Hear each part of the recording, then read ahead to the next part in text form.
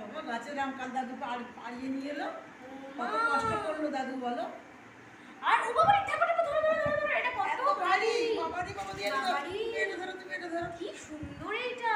দেখো বাবা দেখো, জামাই ষষ্ঠীর তোড়জোড়, মেয়ে জামাইরা সব ঘরে ঘরে আসুন আর সবাই এরকম আনন্দ। আর তোমরা কি কোনোদিন চিংড়ি পাপড়ের কথা শুনেছো, যেটা চিংড়ি মাছ দিয়ে তৈরি?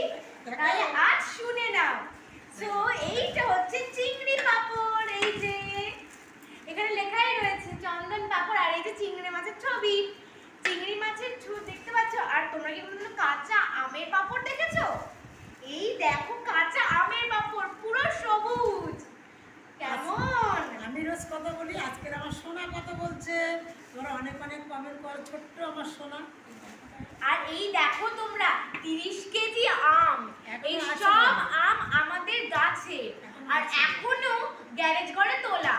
মানে total 30 KG plus 30 KG is equals to 60 KG total আমাদের কাছে আম আছে। ভাবতে পারছো 60 কেজি? মানে আমি ভাবছি 60 কেজি আমরা খাবো কি করে।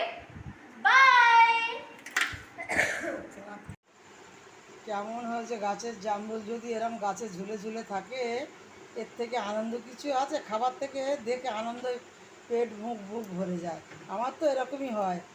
আর রাত্রিরও ডিনার এই দেখো, আলু ভাজা চলবে আর জল দেওয়া ভাত খাবো বন্ধুরা। আজকে ঠান্ডায় গরমে আর পাচ্ছি না, আলু ভেজে নিচ্ছি। আর দুপুরবেলাকার সয়াবিন টয়াবিন অনেক কিছু আছে বন্ধুরা।